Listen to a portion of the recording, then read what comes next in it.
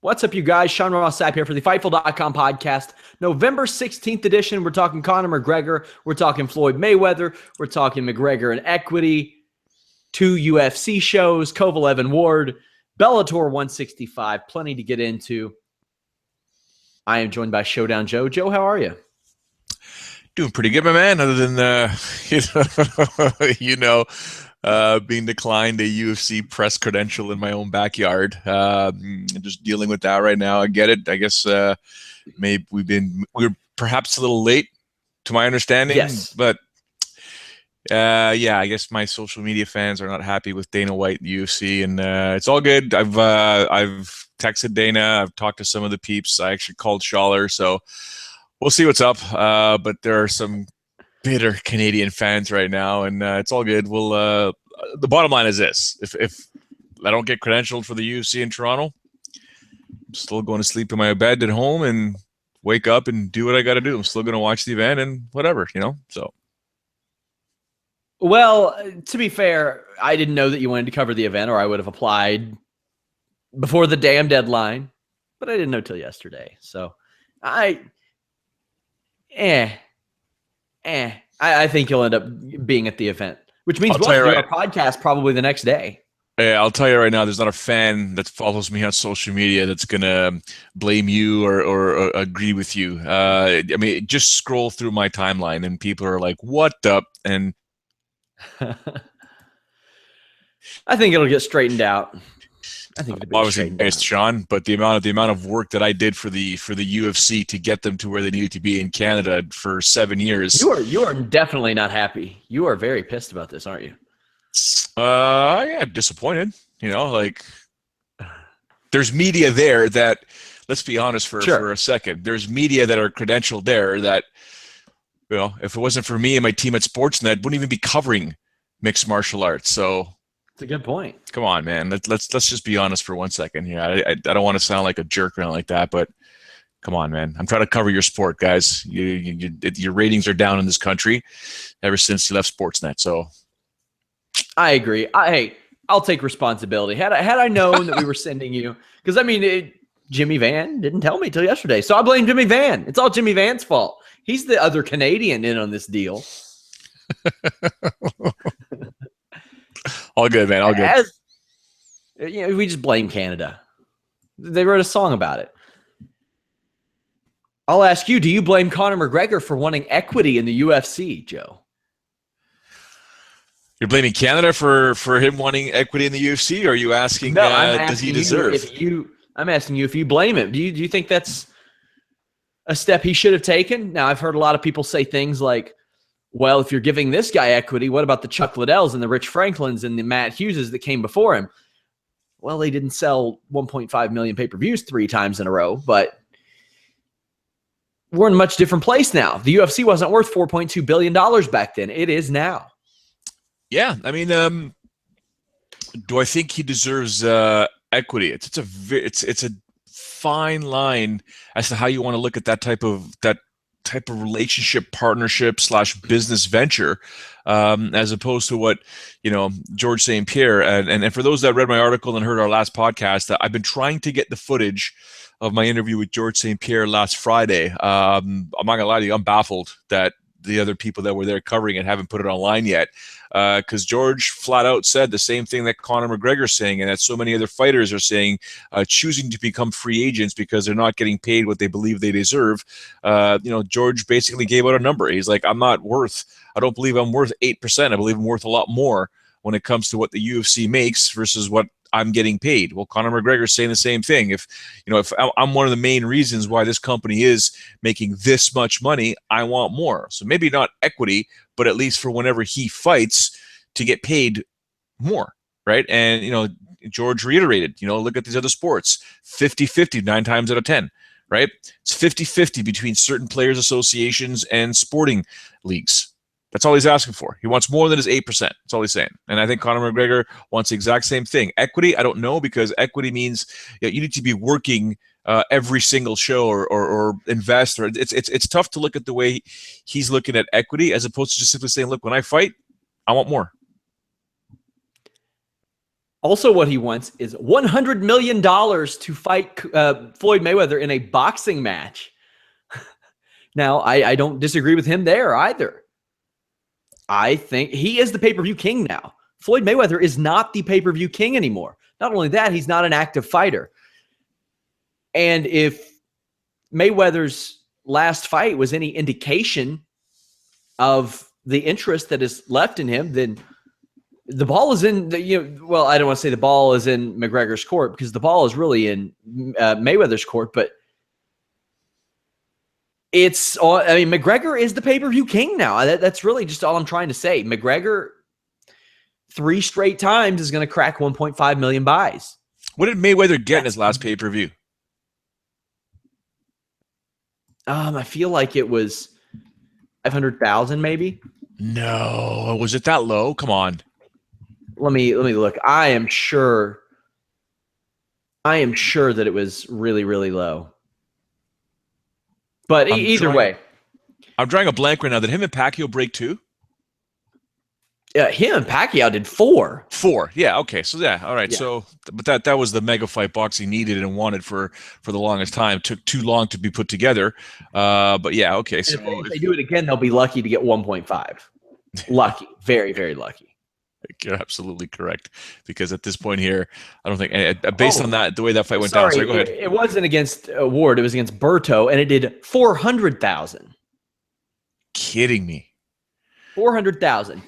Just 4 months after the Pacquiao fight. Yeah. Bad. That's the worst he had since November of 2006 against Baldomir. Wow. That's yeah. So I guess Conor is the pay-per-view king right now, and good for Conor, because he called it. He said he was going to do it, and you know, almost everything that he's ever said about what he's going to do when he came into the UFC has basically come true. So yeah, he's the king. I mean, this whole 100 million thing to fight Floyd Mayweather, I don't think he can beat Floyd Mayweather in boxing. I mean, that's all Floyd's done his whole life. Yes, Conor's got this incredible skill and stuff like that, but Floyd Mayweather is Floyd Mayweather, right? He boxes. That's what he does for a living. I think McGregor's doing the right thing and keeping it on his side. He's saying, listen, I'll fight you in an MMA fight, like whatever the hell you want, but you're afraid of a real fight. You're afraid of what would happen in a real fight. So if you want me to box you, it's going to cost you $100 million. And like I said, the leverage is all on McGregor right now. He is the guy right now. And Dana White is jumping into, and because McGregor tried to trash Mayweather, saying, or Mayweather tried to trash McGregor, saying, "Oh, I didn't know he was undefeated and didn't know that he held titles across 5 weight divisions." And Dana White says, like, Floyd Mayweather is the cure for insomnia, which you can't disagree with. And people saying that Mayweather would knock McGregor out. It's like, man, have you watched McGregor, or have you watched Mayweather fight for the last 8 years? Like, what have you been watching since really the Hatton fight? You had the Victor Ortiz fight, but that was certainly an unusual circumstance for a knockout, for sure. Hey, I think McGregor's doing the right thing. He is using Mayweather, using him as he should. Yeah, I think it's bang on. If there was an MMA fight between those two, oh my God, Mayweather wouldn't last a round. I mean, it wouldn't even be close. Maybe a minute. Maybe a minute. Sorry, Floyd. It's a different ball game altogether. But you know, you reverse the roles. I'm obviously, no matter what kind of a counter fighter you think Floyd Mayweather is, this is all he's done his whole life. He's been boxing. He knows and has seen. You know, you can say whatever you want about Conor McGregor and the way he stands and the way he strikes and stuff like that. It's a different ball game when it's just boxing. It's a completely different, and vice versa. It's not boxing. It's a different ball game when it's MMA. So I sometimes, I don't quiver talking about this stuff. Sometimes, you know, boxing versus MMA, but the reality is, if it's an MMA fight, the mixed martial artist is going to win. If it's a boxing bout, the boxer is going to win. Here's one for you. Who stands a better chance, McGregor in a boxing match or Mayweather in an MMA fight? McGregor in a boxing match. I would agree, because of the knockout power. Yep. The insane knockout power that he has. And he seems a little bit bigger than Mayweather too. So that's a benefit. Now, there's this Kovalev Ward fight. Does this capture your interest as a casual fan? Do you even know who they are? I know they are. Of course I do. Will I be watching? Probably not. Especially while there is a UFC show, a Bellator show, and WWE NXT, which I'm sure you will be glued. Hey, it's in Toronto. Go watch it. You're going to say that, I know. Maybe they'll give you credentials, Joe. It probably would. They'd be like, who are you? Honestly, just some random Canadian. Okay. WWE loves us, people with those blue check marks. They'll give them to anybody if you got that blue check mark. Wow. They would probably love it if you were like, oh, yeah, I worked for Fightful and I worked for Sportsnet. Then they'd probably be like, oh, shit, they'd trip over themselves to give you a press pass. But this fight, obviously, Carlos Toro is covering it for Fightful. We'll be talking about it Sunday afternoon, likely, when Joe and I do a show. I mentioned the podcast schedule to you guys. I'm doing the NXT TakeOver Toronto show right after that show. Then Joe and I will come at you Sunday afternoon. Then I do the Survivor Series show. It's the biggest fight right now in boxing in 2016, in my opinion, because you got so many guys out. Wilder's hurt. Tyson Fury's hurt. Klitschko's hurt. Well, Tyson Fury's a little messed up. He's retired. Klitschko's hurt. The Triple G Canelo fight doesn't look like it's happening anytime soon. It's just a rough night to be on pay-per-view for boxing, Joe. You've got two free major, well, pretty big MMA cards, not major. The UFC show isn't major. And a WWE show. And that is, we see it here. The crossover audience exists, Joe.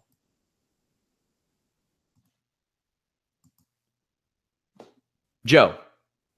The whole thing on the weekend, it's just not good for boxing. I'm still baffled with the Triple G Canelo thing. Like, have you guys not learned your lesson from, Pacquiao Mayweather? Like, get this fight going some way, somehow, figure it out, get it going. But, I love my boxing, still enjoy it every so often, but not when there's that many UFC cards and Bellator that I got to pay attention to, or at least somehow glance at the same time, and Saturday night, there's tons of other sports as well that people want to pay attention to. Up here in Canada, I mean, Saturday night is hockey night. I mean, it's hockey night in Canada.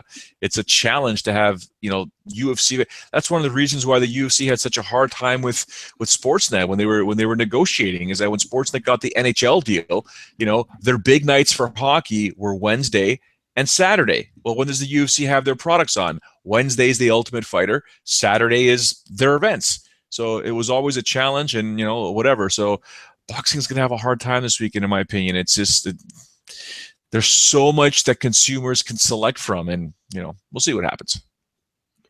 Speaking of hockey, how about those damn Blue Jackets, Joe? What is up with Tortorella's team? Wow. Hey. Craziness. Hey, that shutout, I think it was last week, the week before, 9-0 or 10-0? 10-0 against the Montreal Canadiens. Woo! So let me ask you this. Who is the most hated team on Sean Ross Sapp's lifetime brain? In hockey? No. In any sport whatsoever. Who do you despise? Oh, the Louisville Cardinals. College sports. I hate the Louisville Cardinals. I'm a Kentucky sports fan. And if we're talking pro sports, then it's probably the Cubs or the Cardinals. Maybe the Pittsburgh Steelers because of the Bengals. But that Cardinals rivalry got pretty rough there for a while. So when it comes to hockey here, obviously born in Toronto, raised in Toronto, die hard. My blood is blue and white. Toronto Maple Leafs are hated. Absolutely despised team is the Montreal Canadiens. So when the Columbus Blue Jackets whooped them 10-0, I mean, there were some not avid celebrations out here, but it was pretty crazy. I'll say this. I am trying to get into hockey. When I went to Columbus for the Arnold Classic last year, I went to go to a game. I don't think the Columbus Blue Jackets have ever been good enough to have a damn rival. So... yeah. No, not yet. They've never been. They haven't. I think they made the playoffs 3 or 4 times. Don't quote me on that. 3 or 4 times, but hey, I'll be glued to the screen if they make it this year. Yeah. Either way, we have a couple of UFC shows and a Bellator show to talk about. I'm gonna be very selective in these fights that I pick to talk about because there are a lot of them. The show starts at Belfast at 12:15 p.m. Eastern, with a ton of Fight Pass prelims that I'm wondering why the hell half these aren't on the main card. Marion Renault versus Milena Dudavia. 135-pound fight. A lot of people were expecting a lot out of Marion Renault. she's up there in the years, Joe, but she's going to hang around in this division, and I think she can still make some noise. However, she's facing the Russian, and that's a tall task. It's a big time task for her. I mean, I do understand what you're saying about she's going to be around for a while, but it's going to be tough. Yeah, these prelim fights. I mean, there's some sick fights on there, but I'm not really concerned about where these fights are or what's happening. It's going to be a long Saturday, my man. It's going to be a long Saturday. And we will be bringing you our show Sunday. That way we can actually take it all in. Sunday afternoon. Hopefully it won't conflict with the Bengals game. Although maybe I hope it will, because they suck. Another major fight, like this could be the co-main event. Ali Bagatinov, Kyoji Horiguchi, two former title challengers going at it. I am over the moon about Kyoji Horiguchi. I think even though he's the number 4 ranked flyweight, I think he's one of the most underrated flyweights in the world. I think that he can hang with anybody except for Mighty Mouse Johnson. Bagatinov, well, we'll see how he does without the EPO. Is this his first fight back since the EPO incident? No, I think second, right? Yeah, he fought once, but I mean, he's fighting Kyoji Horiguchi. Yeah, Horiguchi's going to bring the pain. He's going to bring the pain. He loves to. He's just going to sit there and just go toe to toe with them. But actually, he won't go toe to toe with them. I don't think he will. He'll be smart with it. But because I don't think. I mean, I think the power obviously lands in with Ali's favor sort of thing. But the Gooch can fight. Let's be honest here. It's going to be a great scrap. Yeah, I mean, Kyoji Horiguchi sure as hell ain't Gene Herrera. And that's all Bagatinov has beaten in the last really 2.5, 3 years. I think Horiguchi's going to take this one, and I don't think it'll be close. I think he'll look great against Bagatinov. Another one I don't expect to be close. Neil Seery versus Ian McCall. This is kind of like tossing Ian McCall a bone. They're just like, here, man, we hope this fight happens. Because this guy, between him and Baby Slice, this Saturday, it's like if either of their fights happen, it's a minor miracle. Like, speaking of Baby Slice, I had a great interview with him, but thanks to the recording software, Pamela on Skype, I didn't get any of it for you guys because no way. No, it's the worst ever. I've lost hours of wrestling, MMA interviews that I did over the last week. I'm very pissed off. But Ian McCall's got this fight against Neil Seery. Now, I'll say this. If Neil Seery finds a way to beat Ian McCall, I would not be surprised to see Ian McCall retire. Yeah, but we've already talked about that, right? Like, I think Ian McCall already has one foot out the door. It's almost like he's just waiting for that one bad or wrong fight to say, okay, that's it. Done. Almost, it's not like Misha Tate or anything like that, but it's just, okay, done. I've taken enough abuse over the years. I think he does take out Neil Seery. I really do. I mean, I agree with you with your assessment. I'm not sure about throwing him a bone sort of thing, but I do get the analogy. But I think if McCall loses to Seery, he's going to be rolling his head back thinking, what? Okay, I really can't be here. But before you move on to the main card, because I know you're probably going to rip Lobov for Artem because you're his biggest fan. But Kevin Lee's comments about Eddie Alvarez embarrassing the whole lightweight division. And I thought to myself, I bet you Jim Ross would be happy about that, because if you want to make some noise, that's how you make some noise. Like that, that the champion, the former champ, embarrassed the whole division. Yeah. But to be honest, I think McGregor would probably embarrass him at this stage. But hey, he's doing the right thing. People, because there were a lot of people that said when I brought up the Conor McGregor equity thing, they would be like, well, what about everybody else? Well, everybody else isn't selling 1.5 million pay-per-views. And Kevin Lee, in saying what he said, probably, hey, he wasn't going to sell any pay-per-views before. Maybe he'll sell 1 or 2. That's how you do it. He's starting. That's how you do it. You started. You got to start somewhere. Make some noise and put pressure on yourself. If you can make noise and put pressure on yourself, and people there'll be eyeballs watching, in a positive way, right? You got to do it in a positive way. Just kind of, wreak a little bit of havoc and stuff like that. Shake the boat a little bit, And I think what Kevin Lee's doing is smart, in my opinion. There are a couple fights on this show. Ross Pearson and Stevie Ray. Stevie Ray's a last-minute replacement. And Artem Lobov and Ishihara. They really are. That's just for the European crowd. That's what they're there for. That's why these fights are being put on. You think Lobov pulls off a victory? The Russian Hammer? I won't be able to deal with it if he does, because you're going to lose your mind. You're I going to will. you're going to hate Ishihara with everything in your soul. Like, Yeah, Joe, I just hate it when bad fighters are in the UFC. that's where really we're hate at, it. Sean. That's where we're at, man. It's just so many. Maybe this is I why don't think we will be for very long. I think Yeah. it's going to go the other direction again. I hope so. I really hope so. Maybe that's why I never got credentialed, because I criticized the fact that there's too many UFC events and too many UFC fighters that shouldn't be there. That should be competing on grassroots shows. They don't need 14 fights on this card. Not even close, brother. They didn't need 11. 10 would have been fine. I didn't need Lobov and Ishihara. I didn't need Elmos and Cooper, who have a combined, 7 fights between the two, or maybe 8. I didn't need, let's see, what else didn't I need? I like Brett Johns. Brett Johns is a former Titan champion. He's going to be on there. But is he going to, he's got weight issues. He's always had weight issues. He had coming off a knee injury. I didn't need Abdul Razak Al Hassan versus Charlie Ward. I'm excited for the Mark Godbeer fight because I just love heavyweight fights. I just love heavyweight shit shows. Those are great. I do. Speaking of, this won't maybe not be a shit show, but we got Alexander Volkov, former Bellator champion, against a top 15 opponent and a top 3 of all time mustache in Timothy Johnson. He's so under the radar with the mustache. Like there's Dan Severn, Don Fry, and him. Which, I don't know what other mustaches there are, so maybe that's by default. How do you think this works? This is the right type of fight for Alexander Volkov and Timothy Johnson, because whichever one of them wins, you have a debuting Volkov that either gets a win over a top 15 opponent, or you have Timothy Johnson, who doesn't have a big win, getting a win over a former Bellator heavyweight champion.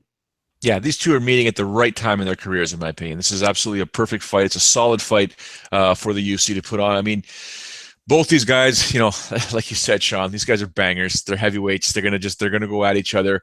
I'm not saying they're gonna throw technique out the window, but they both, in my opinion, know that they've got to make a statement here, because it is an absolute. It's a card that's.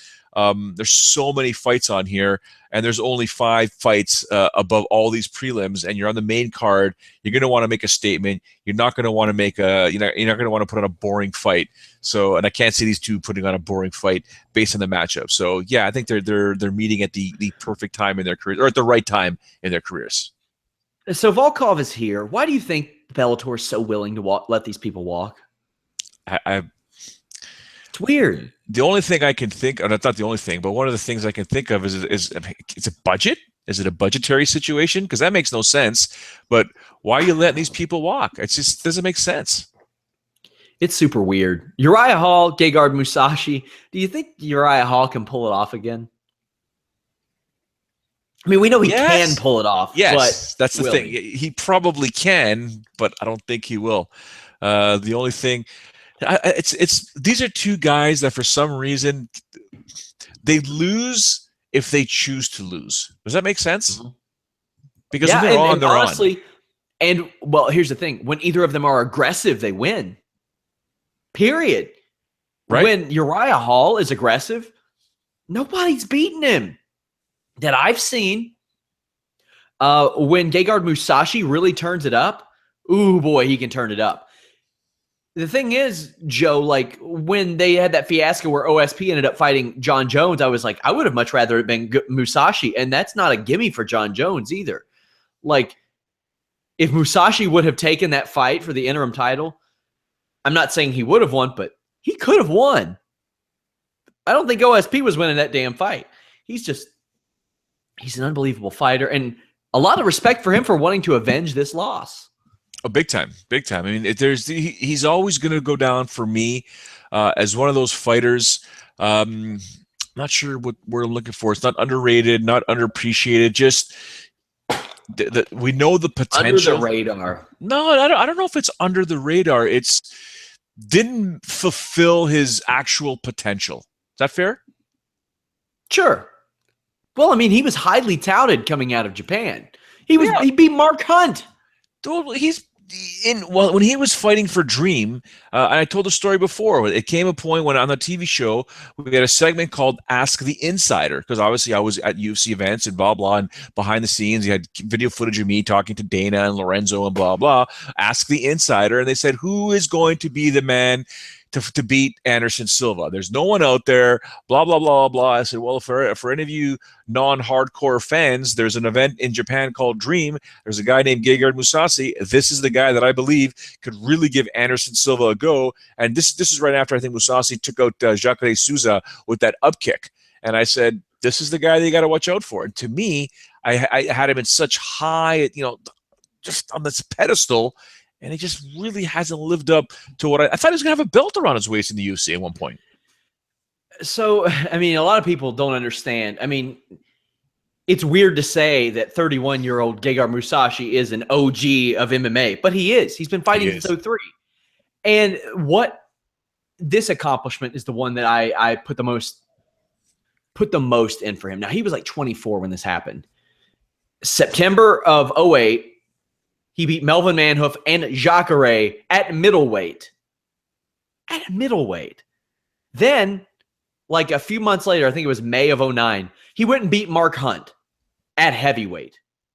Then, a few months later, he popped up in Strikeforce and beat Babalu, who was still on top of his game at that point, for the light heavyweight championship. So, in about 11 months, he won fights in 3 weight divisions, won 2 championships in different weight divisions. And I wonder how things would have went if he stayed in that Super Hulk Grand Prix tournament. He could have won that too. Yeah. That's unbelievable. That he doesn't get enough credit for that. He's taken this fight. But if Uriah Hall turns up the heat, that's what I want to see. That's been the thing on Uriah Hall all along. Way back to the Gastelum fight. You see him kill a guy dead on the Ultimate Fighter with a spinning wheel kick, and you know what he's capable of. And Chael Sonnen's on there saying, you're a contender for the title right now. And I don't think he was blowing smoke. I think he believed it because Uriah Hall has the tools. He just doesn't have the glue. You know what I mean? He doesn't ever put it all together.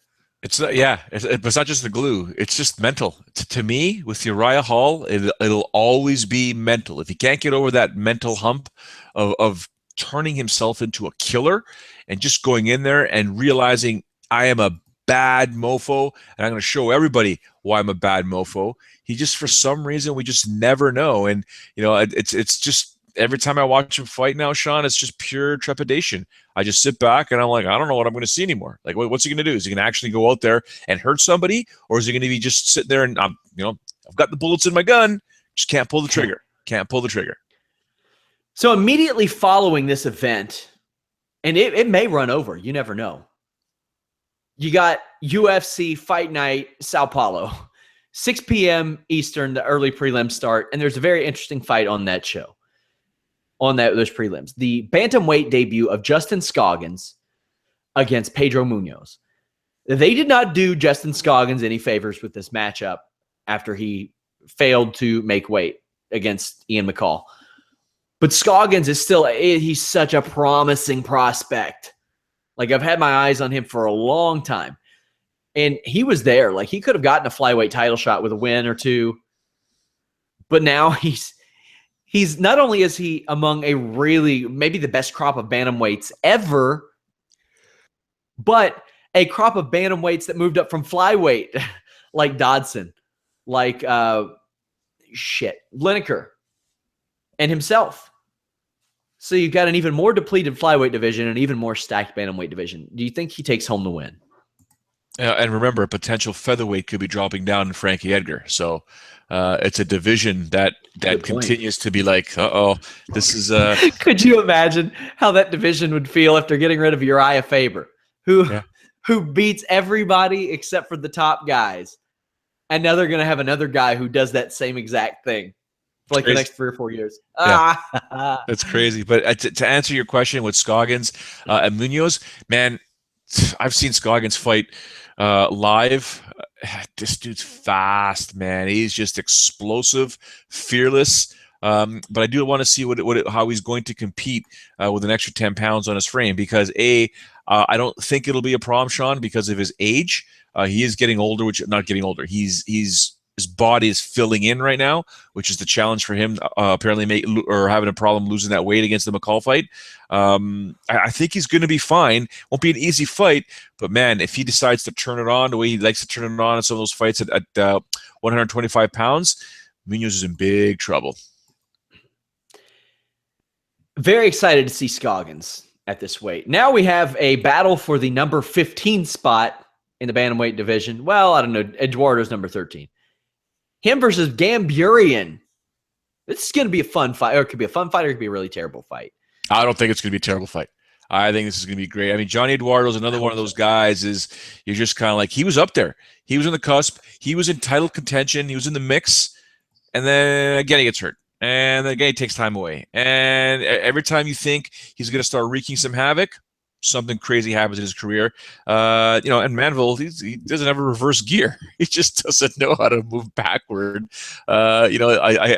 He's funny as all hell if you ever meet him in person. But his footwork is something that always needs to be worked on. So this is going to be a fun little scrap here.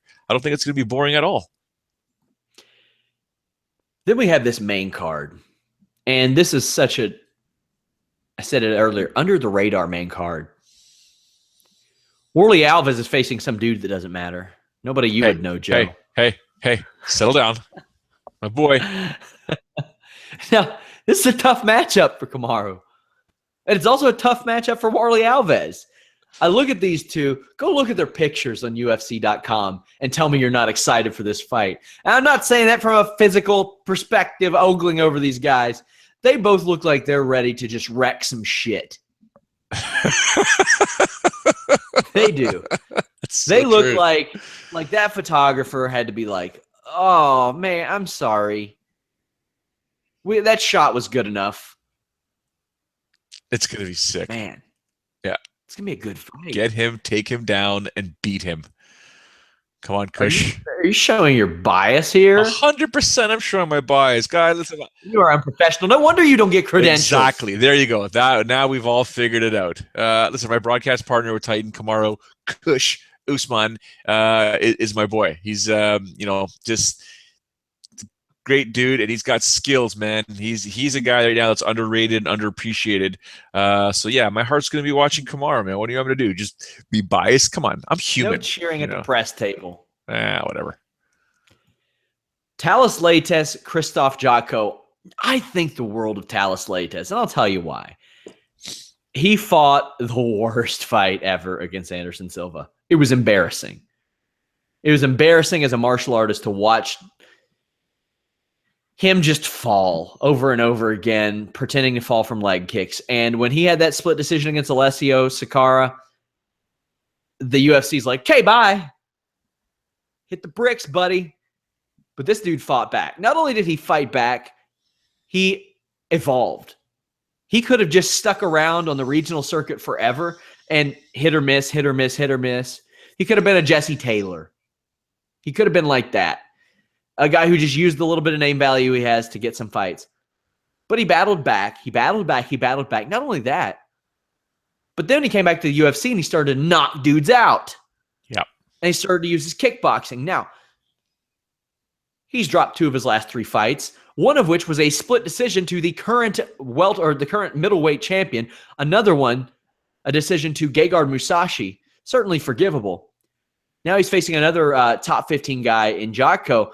But for Jotko, this is a big fight for him. He's 18-1. He's 27 years old, which is young for that division. He's won 4 straight fights.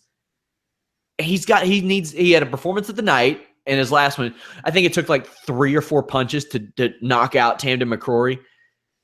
But this is a big fight for him. How do you think this one goes?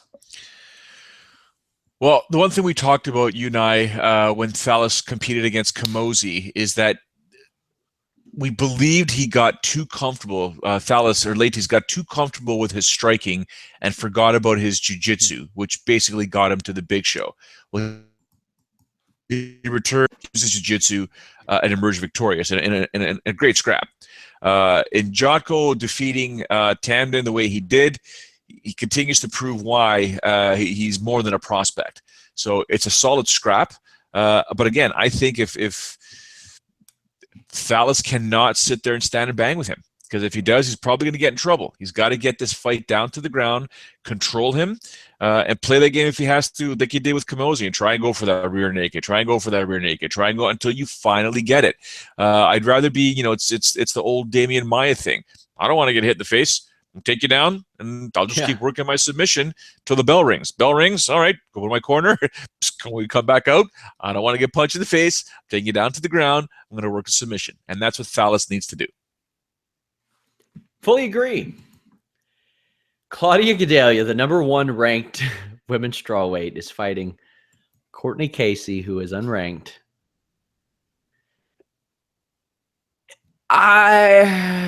See, this is a fight that I don't want to see. Yeah. I don't want to see this. And Courtney Casey has won 2 fights in a row. But she should not be fighting. She should not be fighting this woman. Absolutely not. No. Okay, I'll put it like this. After this fight, if we see Courtney Casey fight before next July, I will be surprised. Okay, got it. Maybe August. All right. She's going to need a long break after this fight. And if you're going on Conor McGregor's recommendation, it'll probably be a year. Yeah. You think Conor's going to be out for a year?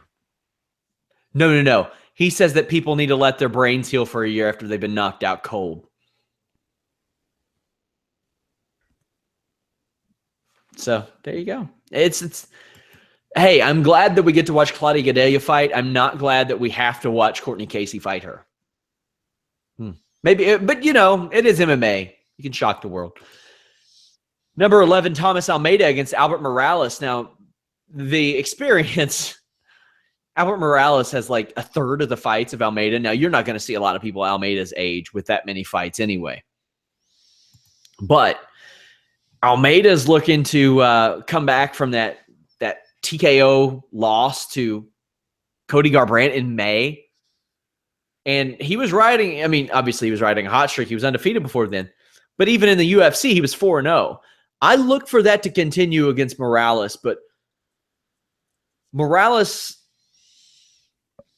it's just not the time for him to have this fight. I think it should have been somebody a little more experienced, in my opinion. Repeat the same sentiments as the last fight. Pretty much, yeah. It's some of these matchups. Sometimes when they get put together, I was like, oh my god, it's like I'm gonna call it the Sean Ross Sapp throw him a bone fight. It's just not cool. Throw her a bone, right? It's just, I don't like seeing these fights, and we can talk about sometimes that in mixed martial arts anything can happen. Even with Landon Venato, or when he fought Venata, when he fought Ferguson.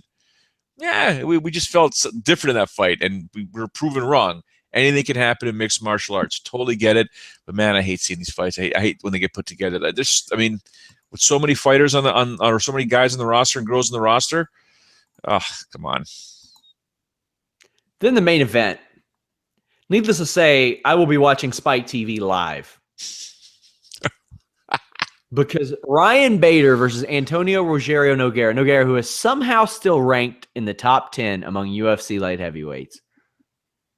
This guy should have gotten beat by Jason effing Brills back in the day. Here he is, still hanging around. I am not looking forward to this fight. I'm not. I don't want to watch this fight. I'm going to have to watch this fight. When they booked this fight, I was like, no. Why? The best part of this fight is it's the last UFC bout after watching an up-teen amount of hours of UFC fights. At the very least, we could have got something crazier and zanier. Like we could, sorry for the karma, Sean. We could go a very long day of decisions after decisions after decision. This one won't go decision. There's no way. I can't see it going to a decision.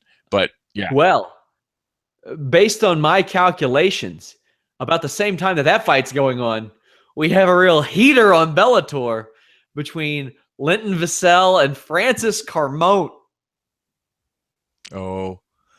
Put them all four in a cage, and they would find a way to make it more boring. No, I don't know. Maybe not Vassell.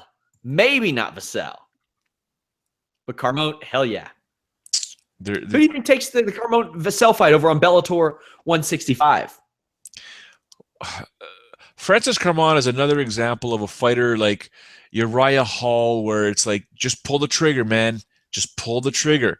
You're a smart guy. You understand fighting, but you gotta pull the trigger, and you gotta just get a bit more aggressive. And whenever Francis does that, he did well. And it's one of those things that even when the TriStar, they tell him all the time, "Come on, pull the trigger. You can do it. You can do it. You can do it." So I don't know if he's going to emerge victorious, if he's going to win on Saturday night, but if he pulls the trigger, he'll win. Let's put it that way. In my opinion, Saturday has 3 MMA main events: Uriah Hall, Gegard Mousasi, Ben Henderson, Mike Chandler, MVP Fernando Gonzalez. Now, a lot of you are going, Sean, who in the hell is Fernando Gonzalez? Well, he's probably Michael Page's toughest challenge yet. He's won 5 in a row in Bellator. He beat Karo Parisian, Mariusz Zaromskis, Gilbert Smith, and they've been trying to put this fight together for a long time, and it hasn't happened.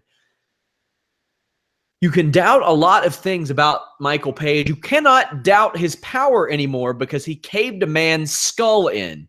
I have never seen that in MMA. What he was able to do to Cyborg, who is not a consistent fighter, but a very tough fighter.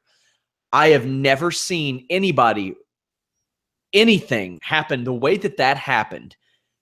And you just see Cyborg feel his own head and dive towards the ground in fear. I've never seen that before, ever, much less out of him. This is going to answer a few questions for Michael Venom Page, but at 11-0, after this, where do you expect them to go with him if he wins? I don't know, Sean. I don't know. It seems that every time we think something good's going to happen at Bellator, guys get released, right? I don't know. I'm done trying to almost predict or analyze what's going to happen. UFC would love this guy. Oh yeah, big time. It's just a confusing scenario, and I don't know. I've only met Scott Coker a handful of times, and never really had the opportunity to have a sit-down conversation with him to discuss a bunch of things. Because when I did meet him, it was when he was with the UFC. He had sold Strikeforce, and he had gone to the UFC, and we were doing a blah and the fake fictitious role that was never really announced as to what he's doing. But the mindset I had, or the mindset of some of his decisions, or like, where are they coming from? Is he just, quote unquote, what people have called him, a puppet for Viacom, and he's just a guy, or is he a guy really making those decisions? I'd love to know more, because, Page is a guy that's a bad dude, so got to hold on to him. Yeah, and he didn't look good on his back against Cyborg. He looked horrible on his back. He was flat on his back. So hopefully he's been working on that. However, despite that, he has shown that he has the skills to submit people, including with a friggin' Achilles lock, which you don't see it almost at any level these days. I've seen him choke people out. I've seen him land arm bars. So you never know what'll happen, but I mean, the thing is, his fights always get finished, except for against Nishan Burrell, which may have been his biggest test to date before Cyborg. But the thing is, Joe, I'll always watch him. I'll always tune in and watch him. And ultimately, that's what you want. Also, I'm tuning in to watch Michael Chandler, Ben Henderson, Bellator lightweight title. I can't wait for this fight. There's some things stylistically about Ben Henderson I worry about. Like, a lot of times he does this thing where he strikes, and if he strikes and he's too close to the person, he immediately goes under hooks. Now, that's done to prevent somebody from trying to take you down. However, if you clinch with Michael Chandler, you probably stand a pretty good shot at getting taken down. So it's like a double-edged sword there. So Henderson will have to find a way to stay at range. But then you have to worry, even at range, about the power of Michael Chandler. That's not something we've seen a lot of from Benson Henderson, is a lot of power. But we know that he can go 5 rounds in his sleep without getting tired. What are you expecting out of this fight?